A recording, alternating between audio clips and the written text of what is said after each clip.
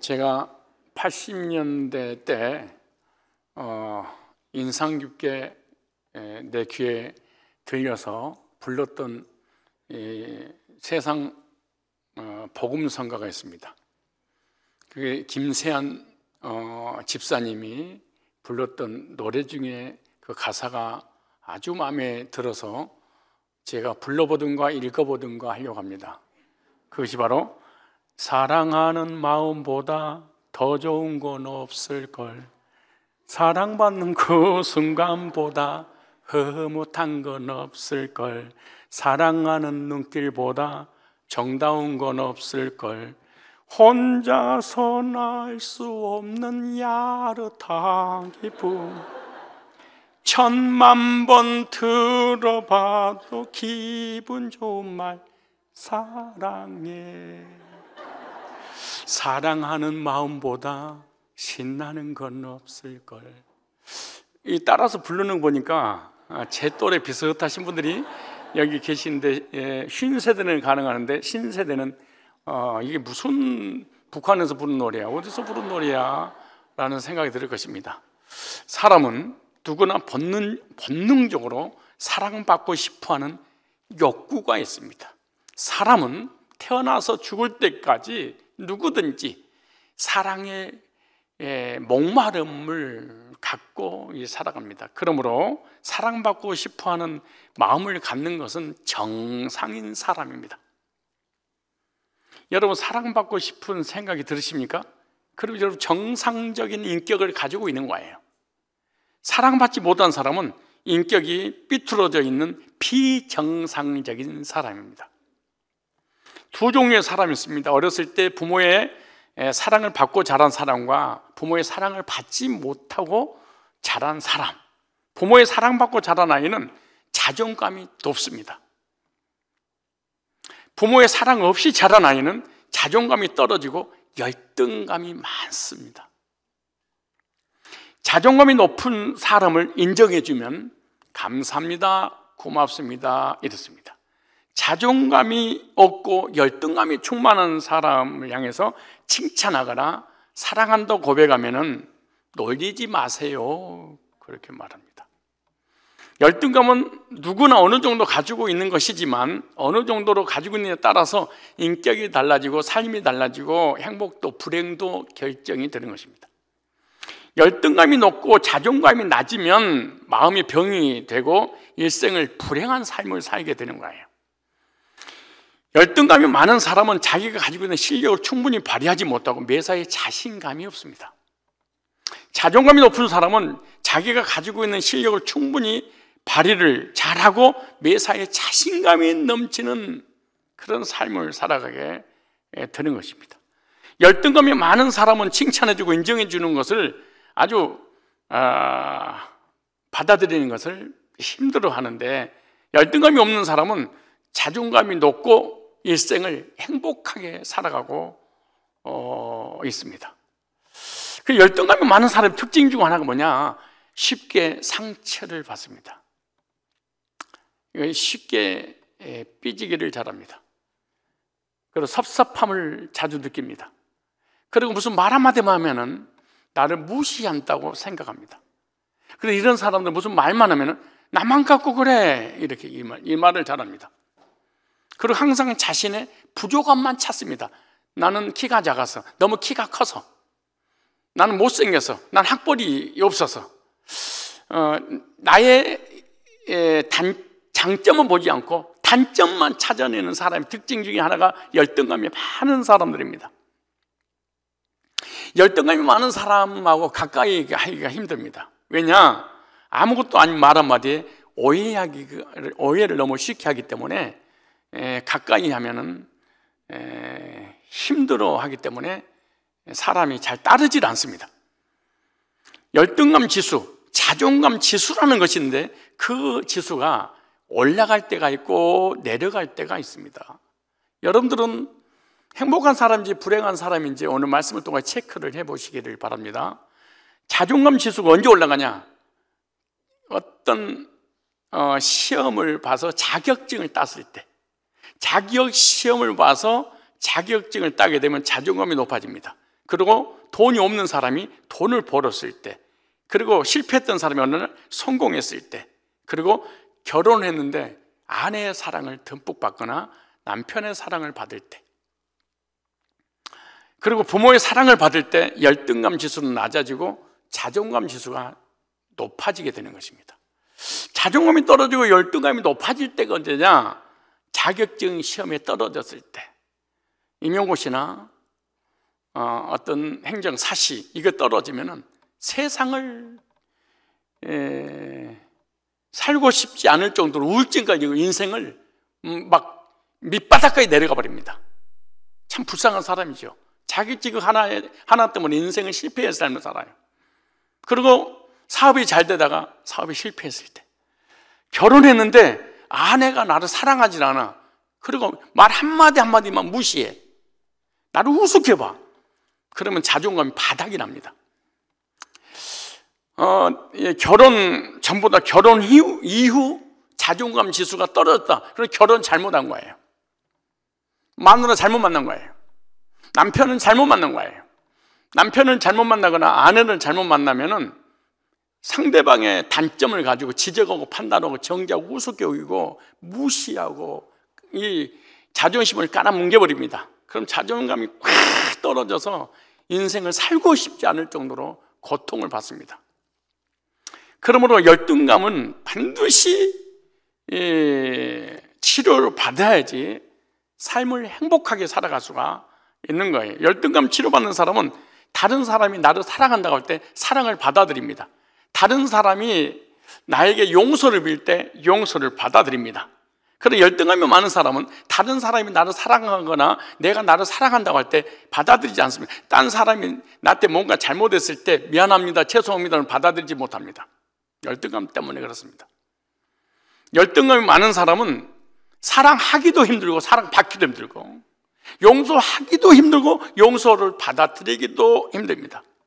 그러므로 열등감은 치료를 반드시 받아야 합니다. 그렇다면 열등감을 치료받을 수 있을까요?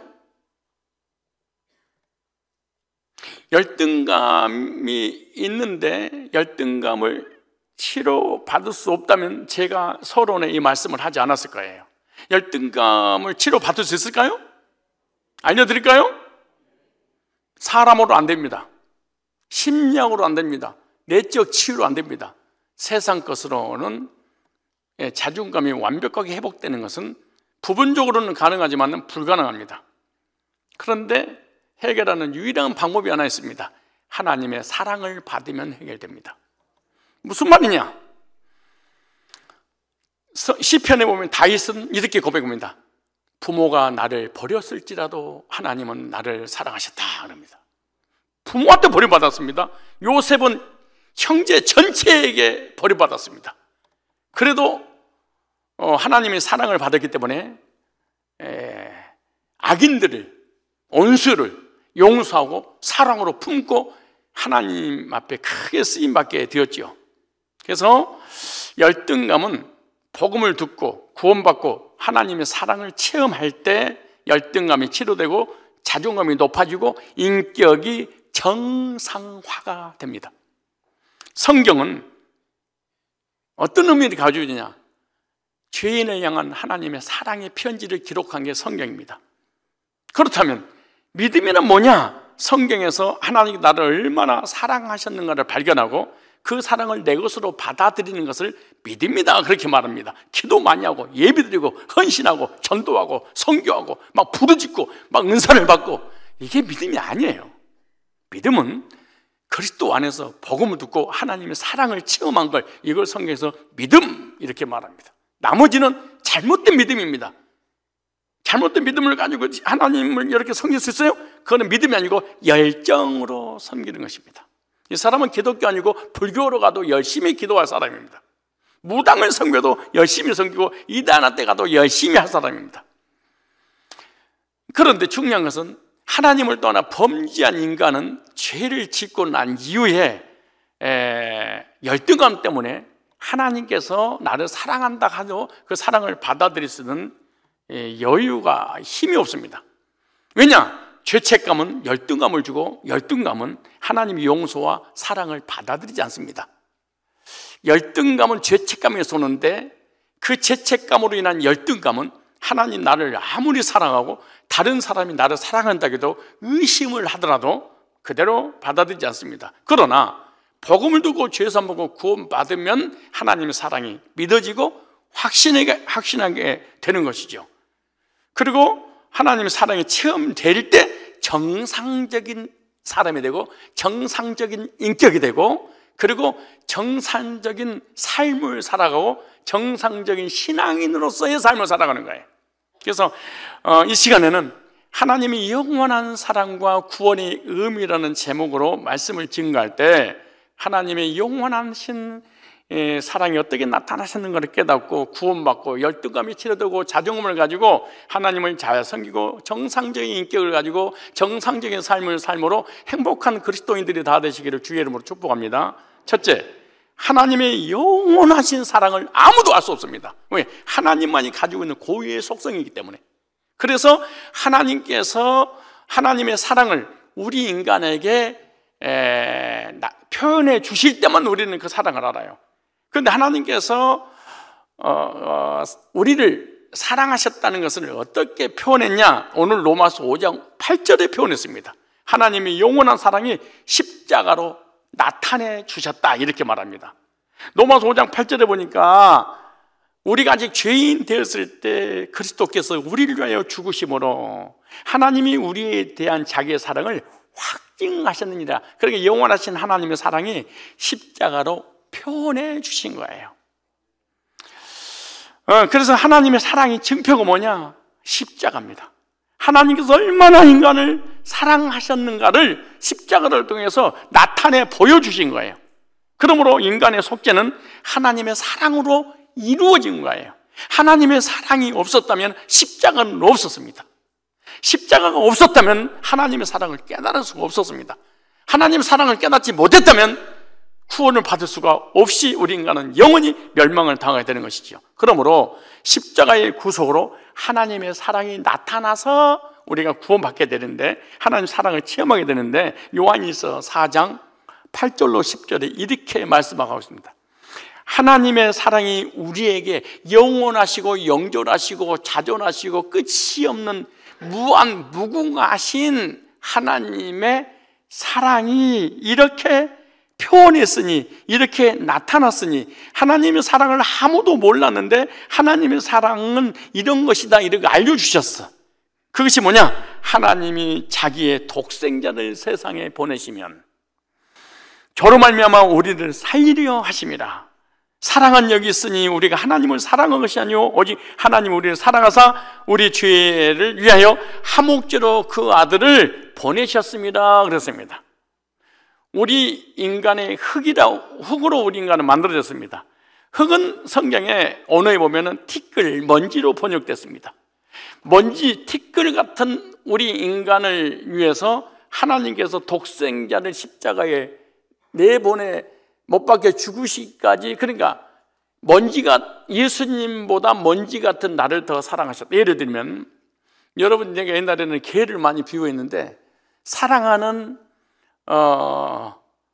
그 개가 죽어가는 개를 살리려고 개를 대신해서 내 사랑하는 아들을 죽였어. 그럼 여러분 눈으로 보니까 그러네. 그럴 수 있죠, 뭐. 그러니까 이런 예를 안 냈잖아, 내가. 돼지를 살리려고 하나밖에 없는 내 아들을 삶아서 국물을 만들어서 돼지한테 줘서 돼지를 살렸어. 이럴 수 있을까요? 근데 먼지 같은 우리 인간을 위해서, 그것도 그냥 먼지가 아니에요. 죄인줄기 개수 같은 우리를 위해서 하나님의 아들 독생자를 삶아서 끓여서 우리를 살리려고 내어주신 거예요. 그래서 하나님의 사랑은 십자가로 표현해 주신 거예요. 하나님께서 죄인을 구원하시려고 독생자를 보내셨는데 그것이 바로 십자가에 하나님 사랑을 나타내 보여주신 거예요. 얼마나 사랑하셨어요? 하나밖에 없는 독생자 예수님을 내어주신 거죠.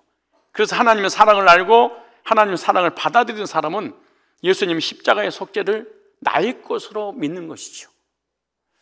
그래서 죄사함의 확신이 있는 사람은 십자가가 믿어졌다는 얘기고, 십자가가 믿어졌다는 말은 하나님의 사랑을 받아들였다는 거죠.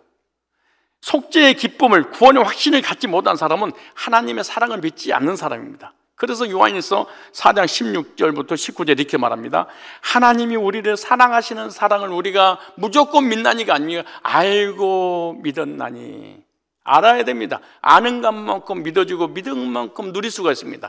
하나님이 누구신지 모르고는 믿음을 가질 수 없고, 가졌다고 해도 잘못된 믿음이고, 그거는 구원의 믿음이 아니에요. 하나님의 사랑을 우리가 알고 믿었나니 하나님은 사랑이시라. 구속의 십자가를 바라보면서 우리는 하나님의 사랑을 체험해야 될 줄로 믿습니다. 사람이 언제 인격이 바뀌는가? 사람이 언제 변하는가? 십자가의 복음을 듣고 하나님의 사랑을 깨닫고 구원받는 순간 사람이 달라집니다. 독생자를 나를 위하여서 십자가에 내어주신 하나님의 사랑은 이렇게 크고 놀라울 수 있을까? 그때 열등감이 사라지고 자존감이 높아지고 속죄의 기쁨을 통하여 마음의 평화가 이루어지게 되는 것이죠. 하나님이 용서의 사랑을 받고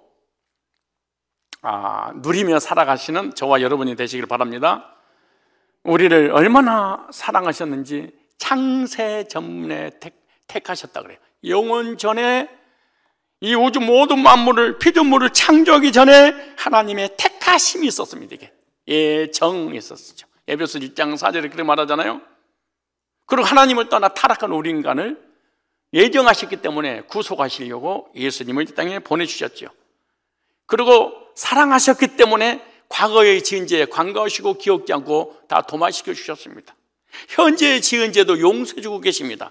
앞으로도 용서해 주실 것입니다. 그래서 그 사랑 때문에 심판을 면제받고 영원한 천국에 들어가게 되는 모든 행위가, 주체가 우리 인간이 아니라 하나님 편에서 이루어지는 것이죠. 그런데 이런 모든 구속사를 완벽하게 이루셔서 영생을 주신 이유가 뭐냐? 딱 성경에 한마디로 딱 써놨습니다. 다만 사랑하셨다, 이렇게 말합니다. 사랑하셨기 때문에 계속해서 용서하시고, 사랑하셨기 때문에 계속 저와 여러분을 사랑의 눈으로 보고 계시는 거예요.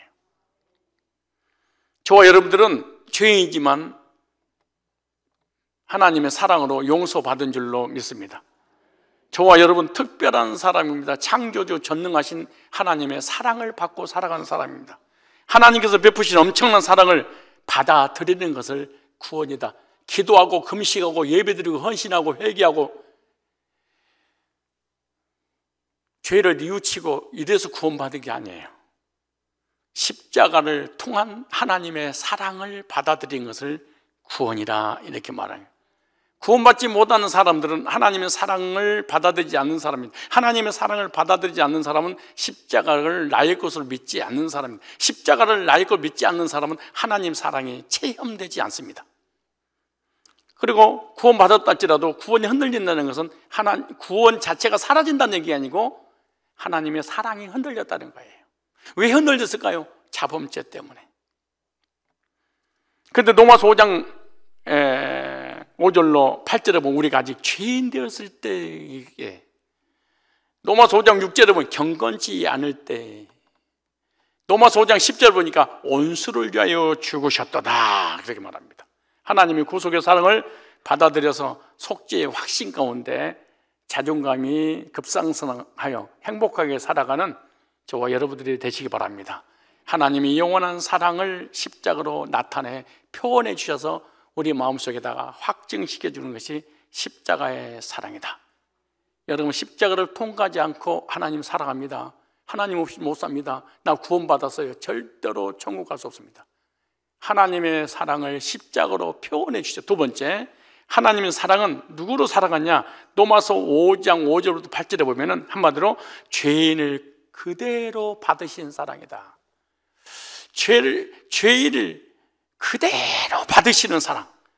6절에 우리 죄 많은 사람들이 절망에 빠져 있을 때 그리스도께서 당신의 때가 이르러 우리를 구원하시려고 죽으셨습니다. 옳은 사람을 위해서 죽은 사람은 별로 없습니다. 혹 착한 사람을 위해서 죽겠다고 나설 사람들이 덜어 있을 수 있습니다. 그런데 그리스도께서 죄 많은 인간을 위해서 죽으셨습니다. 그러니까 하나님은 의인을 사랑하신 것이 아니라 죄인을 사랑하셨다 그래. 경건한 자를 사랑하는 것이 아니라 불경건한 자를 사랑하셨다. 하나님과의 관계가 좋은 사람을 사랑하는 것이 아니라 원수를 사랑하셨다 이렇게 말합니다. 하나님께 사랑받을 조건이 전혀 없는데 아직 죄인 되었을 때, 십계명을 지켰을 때가 아니에요. 오늘 말씀은 이렇게 말합니다.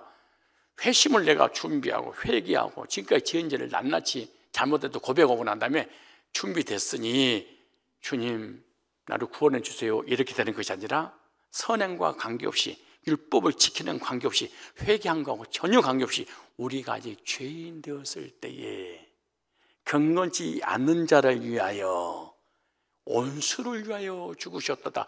허물과 죄로 죽어 있을 때 이미 2000년 전에 예수님의 십자가에서 다 죄 문제를 해결해 주셨다 이렇게 말합니다. 죄인의 모습 그대로 받아주셨대. 고쳐서 받아준 게 아니고 그대로 받아준, 우리를 변화시켜서 받아준 게 아니야. 디도서 3장 3절이 이렇게 말합니다.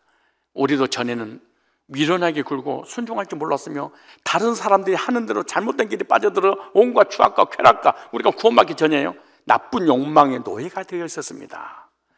오난과 시기로 가득 찬 삶을 살았습니다.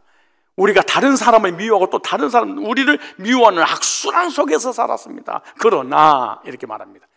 죄인 중에 개수로 살아가고 있을 이때에 거기서 우리가 빠져나오려고 몸부림치고 회개한 것도 아니야.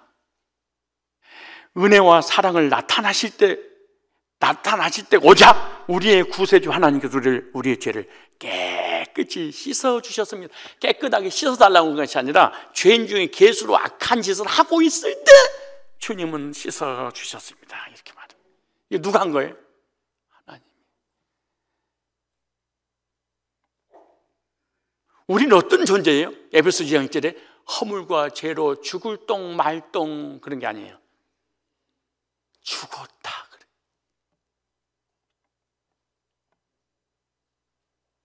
영이 완전 죽어버린 거야. 그래서 혼과 육만 살아있는 거예요. 그런데 어떻게 우리가 구원을 준비를 해? 말 같은 소리 해야지. 불경건한 모습, 연약한 모습, 죄인의 모습 그대로 우리를 받아주시는 사랑입니다. 우리가 의롭게 사니까 우리를 받아주신 게 아니에요. 아직 죄인 되었을 때 하나님은 죄인을 사랑하셨다 이렇게 말합니다. 인간은 하나님께 범죄하고 난 이후에 나타나는 것이 하나 있었는데 그것이 뭐냐? 하나님께 버림받은 순간 기쁨과 행복의 동산 에덴을 잃어버리고, 에덴을 잃어버린 순간 누가 시키지도 않아도 율법주의의 성향을 딱 가져버립니다. 율법주의가 율법을 안 배워도 착하게 살고 선하게 살고, 죄 안 지으면 좋은 데 가고 죄를 지면 지옥 갑니다. 3살 먹은 애기도 그렇게 말합니다. 율법을 지키고 공로를 쌓아야 하나님께 인정받고 구원받는 줄 알고 있습니다. 모든 종교가 그러는데 기독교 안에도 이런 종교가 90% 이상이 됩니다. 기독교 안에도. 그래서 율법주의 특징 중 하나가 뭐냐? 어떻게 하면 하나님 마음에 들어서 구원받을까? 그래서 열심히 회개하고 열심히 노력하고, 그래서 이런 사람들의 그 모든 설교를 들으면 꼭 이 말합니다. 행함이 없는 믿음은 죽은 믿음이야.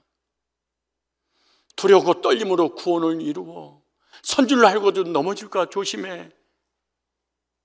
내가 잡은 줄 알아? 잡은 바 된 걸로 쫓아가려고 하는 거야. 회개하지 않으면 구원 못 받고, 회개하지 않으면 구원이 취소돼. 계속해서 구원의 주체를 인간에게 딱 둡니다. 성경은 뭐라고 기록되냐? 죄인을 사랑하셨다 이렇게 말합니다. 하나님의 사랑을 깨닫지 못하고 알지 못하게 하는 것이 뭐냐? 사단의 역사입니다. 우리가 아직 죄인 되었을, 그래서 욥이 구원받지 못한 이유가 그래서 그렇습니다. 고넬료가 그래서 구원을 받지 못한 겁니다. 하나님 앞에 인정받으려고 온갖 율법을 다 지킨 종으로서의 살았습니다. 그러다가 복음을 두고 구원받아서 하나님의 자녀가 고난 가운데 된 것이지, 욥은 이 지구상에서 욥처럼 악한 존재가 없었습니다.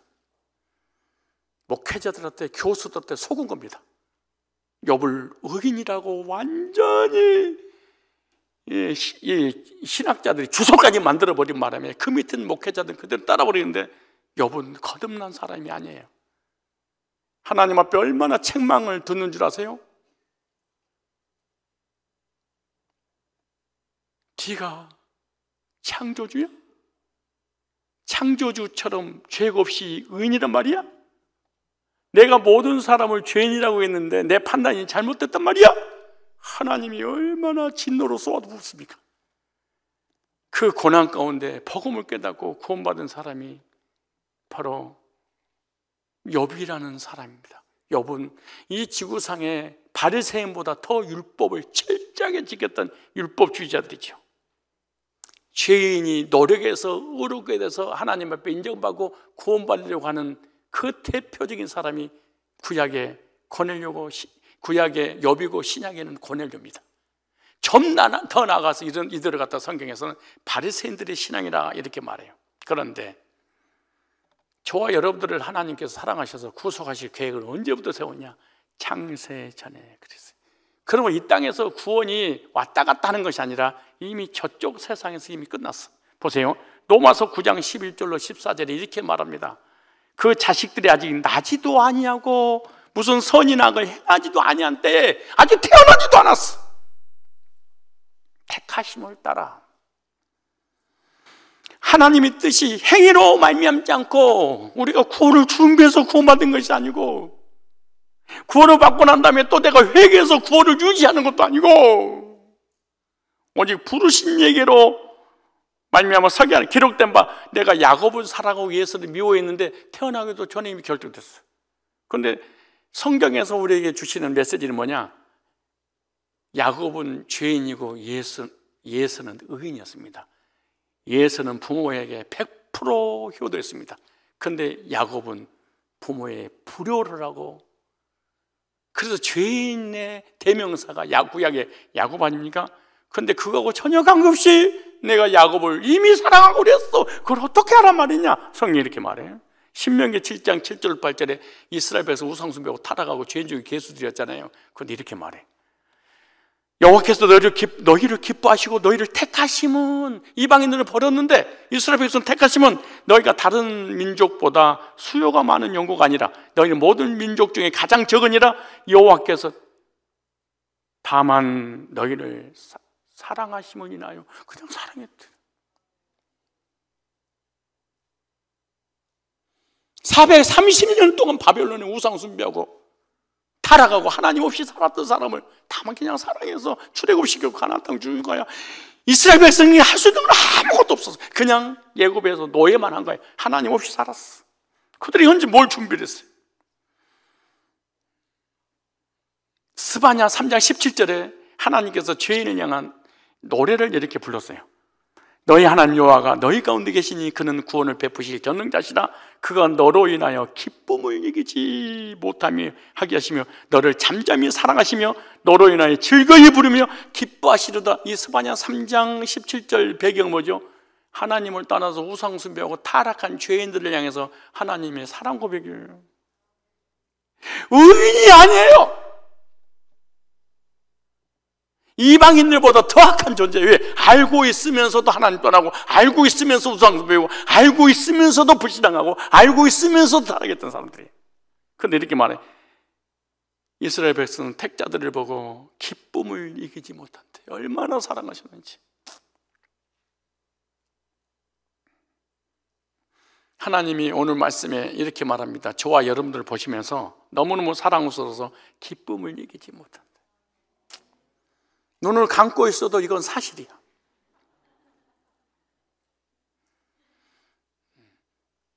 여러분 예배를 잘 드리니까 사랑하는 게 아니야. 거짓말, 속은 거야.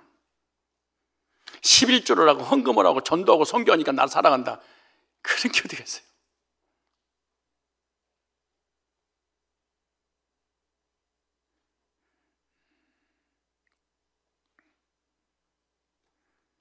저와 여러분을 보면서 하나님께서 기쁨을 이기지 못하는 그런 존재로 우리를 사랑하셨대. 주님이 나를 보시면서 생각을 해야 됩니다. 기쁨을 이기지 못하는 모습이 느껴져야 열등감이 치료되고 정상적인 사람으로 행복하게 살아갑니다. 교회를 다녀도 행복하게 살지 못하고 불행하게 사는 이유는 하나님의 사랑을 느끼지를 못합니다. 다시 말해 구원을 받지 못하고 살아가는 것이죠. 하나님의 사랑을 십자가를 통해서 체험된 사람은요, 이런 멘트를 해야 돼. 어깨 힘을 딱 주고 옆 사람 딱 보면서, 당신 내가 누구 줄 알아? 이런 포스를 잡아야 돼. 이게 거듭나서 그래. 교만한 거하고 달라요. 자존감과 자신감에서 나오는 게 아니에요. 자존감에서 나오는 거죠. 이렇게 하는 거예요. 옆 사람 딱 보면서 내가 누구 줄 알아? 그 다음에 옆에 욕 해놓고 반말하지 말고 기분 나쁘니까. 내가 누구 줄 알아요? 하나님이 나를 보고 기뻐서 어쩔 줄 모르는 존재야. 내가 그런 사람이야. 시작.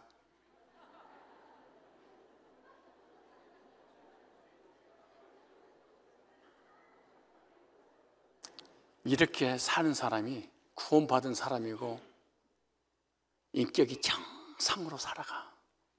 만약에 이렇게 살지 않으면 사람이 삐딱해. 그리고 매사에 부정적이야. 매사에 비판적이야.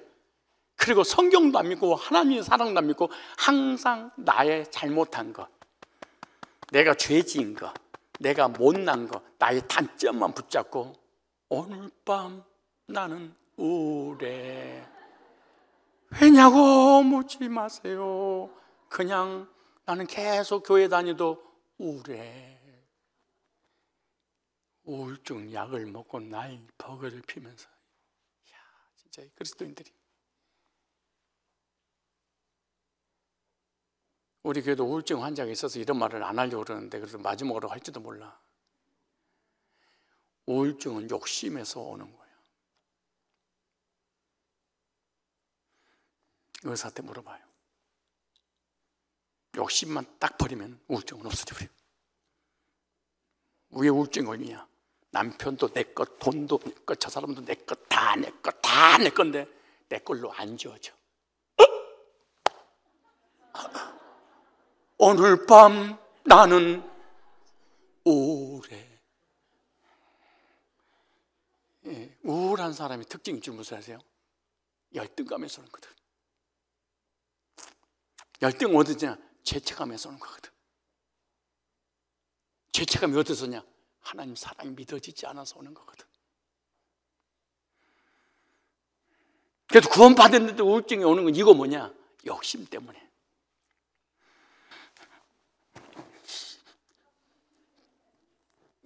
다 집어야 되는데 한 개가 안 집어져. 여보, 나 우울한 것 같아.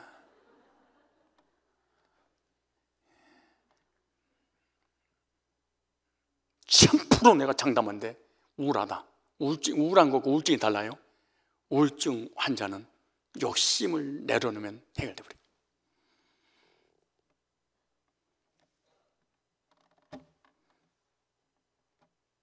사람이 우울증 걸린 사람 만나면 꼭 그러세요. 욕심이 많구만. 욕심이 없는데 왜 우울증 걸리겠어? 생각해봐. 상식적으로 생각해봐. 알았어. 그리고 우울증 해결하는 방법을 알려줄게. 어깨를 힘을 딱 줘봐. 내가 누군 줄 알아요? 시작. 전능하신 창조주 하나님께서 나를 보면 좋아서 기뻐서 어쩔 줄 몰라는 사람이야 내가. 시작.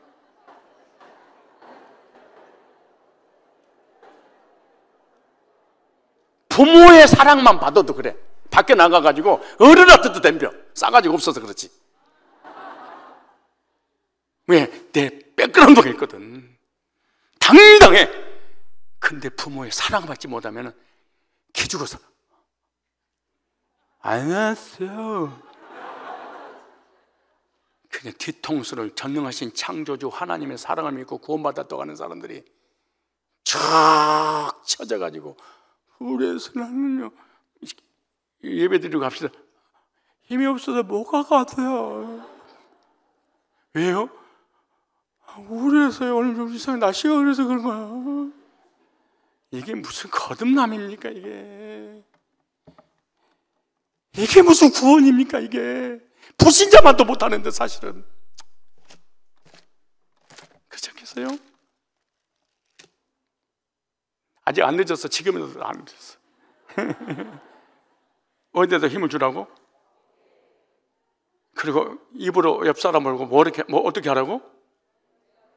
그렇지. 오늘 가가지고 밖에 나가서 지나간 사람 붙들고 딱 그래. 싸대기 맞아. 우리끼리라도 그렇게 살아야 돼. 하나님 안에서. 딴 데 나가면 그냥 진짜 빰 맞지. 내가 누구 줄 알아? 내가 너에 대해서 할 게 뭐가 있어 임마 그런다고. 예. 우리가 율법을 지키고 착하게 살고 의롭게 살고 행위가 좋아서 사랑한 게 아니에요. 죄인을 사랑했다고 그러잖아요. 경건치 않는 자를 사랑했다고 그러잖아요. 원수를 사랑했다고 그러잖아요. 우리가 사실은 하나님 모를 때, 복음 모를 때, 구원받기 전에 불교 믿고 유교 믿고 제사 지내고 신천지 믿고 안성우 믿고 정명수 믿고 통일교 보이고 제임에서에 빠지고 이단에도 빠지고 하나님 어디 있어요? 그리고 손가락질하면서 하나님 앞에 욕하고 원망하고 불평하고 온갖 죄악의 구덩이 있을 때 그때 끝장났어야 되는데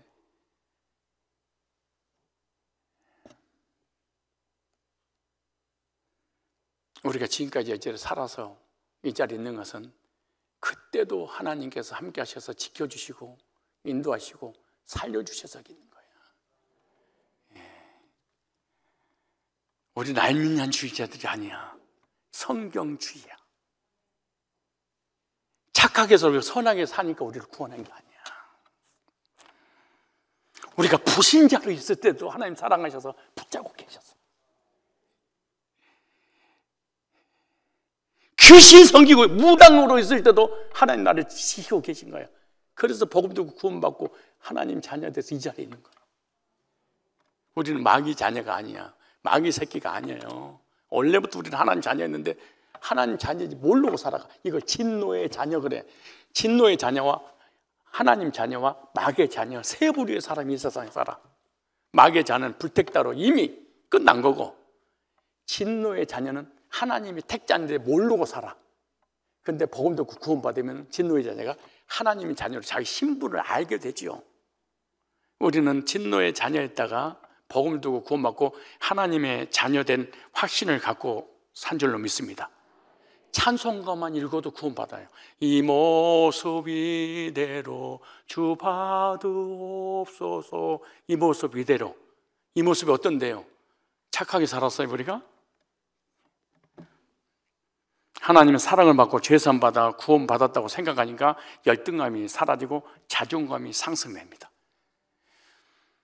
하나님의 사랑을 체험하고 구원받으면 사람이 변화되고 사람이 달라지고 까칠한 사람이 부드러워지고요 공격적인 사람이 부드러운 사람으로. 왠지 아세요? 사랑받았다는 확신 때문에 그래요.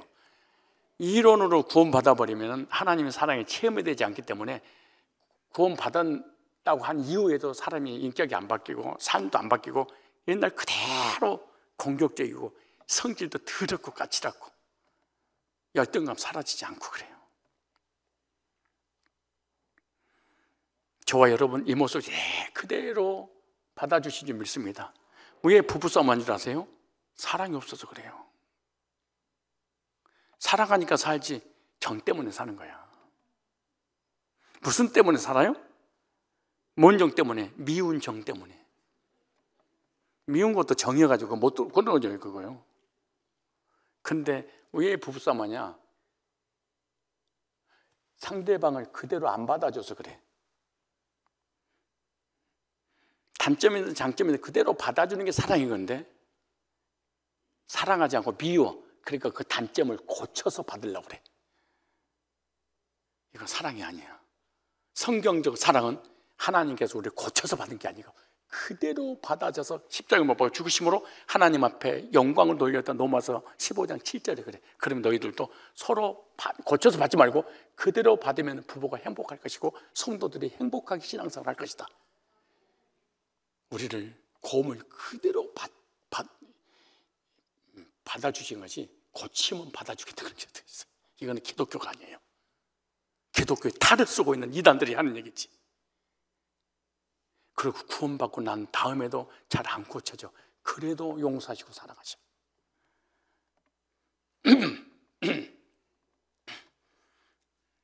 여러분 남편 미워 죽겠죠? 언제 사랑해요? 상대방의 단점이 고치면 내가 더 사랑할게 이러는 거지. 남편만 보면 너무 작아져. 아내를 보면 남편들이 기를 죽이는 거니까. 인사하세요. 고치지 말고 그대로 받겠습니다. 시작. 상대방을 보물 만들어서 받으려고 그래. 이게 문제야. 고물을 받아야 된다니까. 이것이 사랑이에요. 보물을 안 좋아하는 사람이 어디가 있어? 고물 좋아하는 사람이 어디가 있어요? 그 남편을 보물로 만들어서 내 걸 만들려고 그래. 구원을 이루어 가려고 하는 사람 특징이 뭐냐?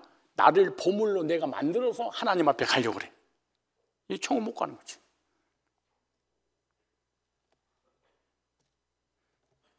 옆 사람에게 인사를 적용을 이렇게 해요. 앞으로 고치지 않고 그 모습 그대로 받겠습니다. 시작.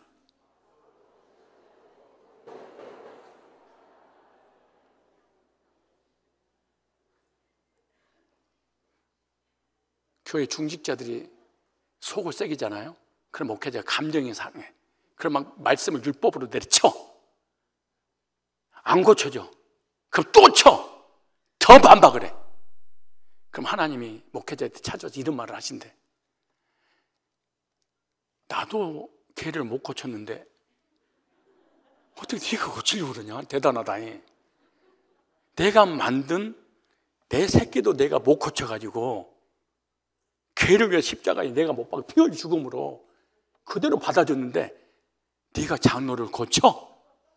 장시간 노는 애를? 아니 네가 집사를 고쳐? 집에서 살고 있는데 네가 목사를 고쳐? 목적 없이 사는데. 절대로 우리 인간은요 태어날 때 죽을 때까지 안 고쳐져. 그 기질이라는 게 죄성 때문에. 근데 우리가 고쳐. 그냥 하나님의 사랑을 받아들이고 구속 은혜를 깨닫고 깨달은 만큼 성도들을 그대로 받아들이는 이 믿음이 있을 때 우리가 행복한 것이지. 혹시 오랫동안 신앙생활을 하고 살아보니까 어디 고쳐진 데 좀 봐봐요. 우리 장로님들 70년을 신앙생활 하는데 예수 믿고 구원받고 나니까 뭘 고쳐지던가요? 왜 대답을 없어? 용각사는 소리가 나지 않아요? 고치기는 뭘 고쳐. 이런 말 하면 안 돼. 장로가 돼가지고 권사가 돼가지고 목사가 돼가지고 예수쟁이 돼가지고 이런 말 하면 안 돼.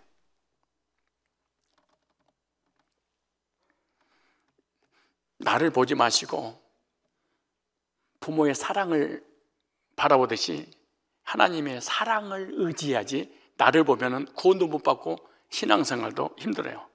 그런데 이 놀라운 영원하신 하나님의 사랑이 십자가로 나타내서 표현해 주셨고, 그리고 우리 죄를 그대로 받아서 구속을 이루심으로 우리를 구원받게 한 그 구속의 역사를 믿어지게 하신 분이 세 번째, 성령으로 된다 그래요. 그러면 성령이 오신 것은 방언하려고 오신 게 아니야. 이들한테도 속은 거야.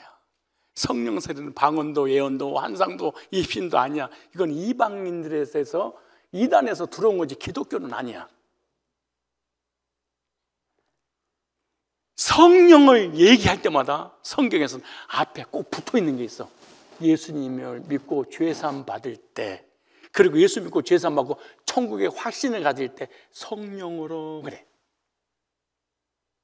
근데 우리 한국 기독교는 성령 세례 날랄랄랄랄 저저저 바바바바바 보인다 들린다 무당이 됐는데 세계적으로 기독교는 그런 거 없어요. 성경에는. 찾아볼까요? 로마서 5장 5절에 오늘 본문에 어디든지 있어요. 성령 66권 전체 그래요. 5장 5절에 소망이 부끄럽게 아니하면 우리에게 주신 성령으로 말미암아 하나님의 사랑이 우리 마음에 부은 바 되었대. 근데 성령을 하늘에서 하나님 부어버렸대. 우리에게 막 부화 상태를 하게 만들었대. 뭘 믿게 하려고? 영원한 하나님의 사랑이 십자가에서 내 죄를 그대로 받아들인 그 사랑을 통해서 죄 사하고 구원받아서 천국에 보이지 않는 세계를 보게 하시려고 이랬대. 디도서 3장 5절에 이렇게 말해요. 우리를 구원하시되, 자 보세요, 우리 행한 바 의로운 행위로 만지 않고 그의 긍휼하심을 조차 중생의 씻음과 성령으로 새롭게 하셨느니 성령께서 우리를 새로운 피조물로 만들고 내가 만들어줘. 기도합시다. 주여 성령 세례를 아버지 주여. 그러니까 성령 오신 게 아니고 복음을 듣고 믿을 때 성령이 세례를 주셔서 하나님의 사랑, 영원한 사랑과 십자가의 사랑과 구속의 사랑과 이 세상 떠나는 걸 천국 간다는 것을 확신을 주시기 오신 분이 성령이야. 그러므로 복음이 믿어져서 죄 사함을 구원받았다면 성령 세례를 받은 거예요.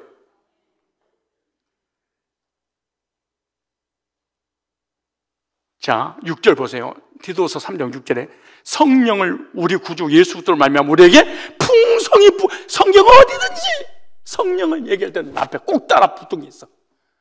예수님의 십자가의 구속으로 보세요. 풍성히 부주사. 근데 성령은 얘기하고 성령은 방언한다. 그리고 성경 없어. 이렇게 예언한다, 금가루가 떨어진다, 입신한다. 성경이 없어. 뭐라고 보세요? 성령 우리에게 후주 예수도 말미암아 우리에게 풍성히 부어주사 성령 없이 어떤 일이 벌어지니까 우리로 저의 은혜를 힘입어. 행위가 아니에요. 의롭다 하시면 의인됐어요. 영생의 소망을 따라 영생 얻었어요. 천국 가서 후사가 되게 하심이라 하나님 나라의 천국의 상속권자가 되었단다. 이런 확신을 주기 위해서 오신 분이 성령. 10사람 중에 10사람 만나보세요. 성령 세례 그럼 방언, 성령 세례 예언, 성령 세례 꿈, 성령 세례 입신, 성령 세례 천국과 지옥, 성령 세례 예언 전부 다 무당이 만든 거지 기독교는 아니에요. 기독교는 정말로 인격적으로 하나님 사랑으로 다가오는 거예요. 다시 볼까요? 로마서 8장 16절에 언제든지 성령 얘기하실 때는 복음으로 구원받고 죄산받고 천국의 후사가 되게 하시려고 이렇게 말해요. 자, 성령이 친히 우리 영으로 더불어 우리 영으로 우리 속사람으로 더불어 우리가 하나님의 자녀인 것을 성령이 오시고 내 영 속에다가 뭐라고 하냐? 너 하나님 자녀야. 그런데 자녀는 어떤 일이 벌어지냐? 17절 자녀이면 또 후사라는 말은 상속자, 곧 하나님의 상속자요 그리스도와 함께 공동 상속자니라. 그러니까 성령께서 우리 마음에 하나님의 사랑을 부어주심으로 주님의 구속의 사랑을 체험해서 구원받게 하시고 천국의 상속자가 됐다는 확신을 갖게 하신 분이 뭐야? 성령이 오셨네. 성령이 오셨네.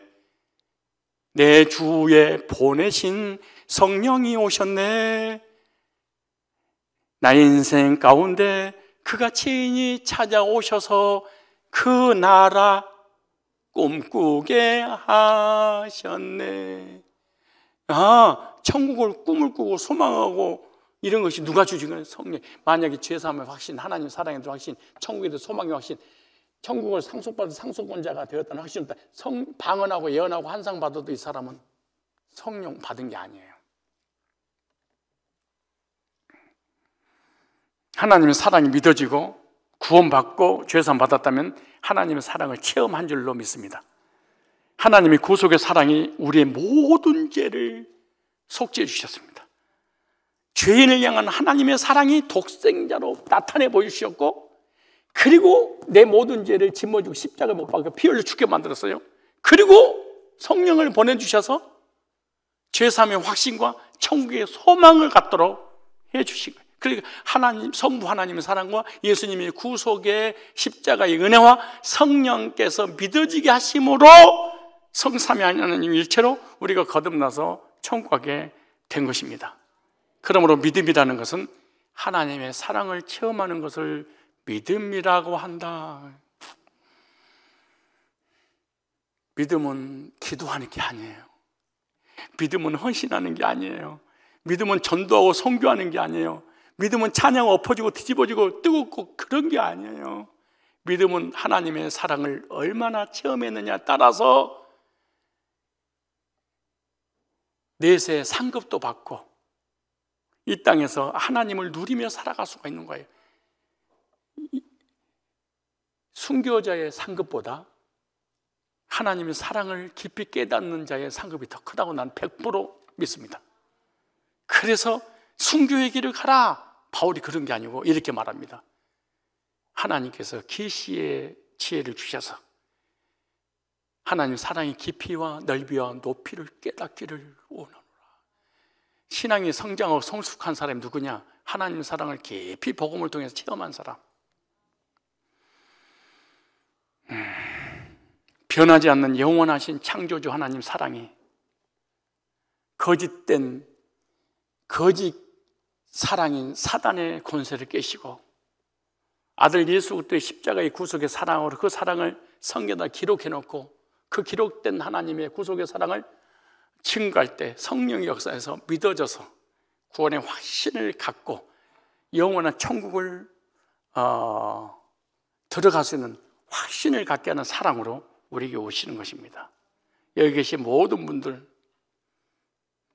하나님이 영원한 사랑을 십자가로 표현했고 나의 모든 날 때부터 죽을 때까지 모든 죄를 십자가에서 대속해 주셨기 때문에 그 사실을 믿기만 하면 죄사 먹고 그렇게 돼서 하나님 자녀 돼서 천국의 확신을 성령께서 주시기 때문에 그러한 믿음을 가지고 신앙생활 잘하다가 이 세상 떠나가는 그날 천국에서 상속자로서 하늘나라 상속받은 상속권자들이 다 되시기를 주의 이름으로 축복합니다.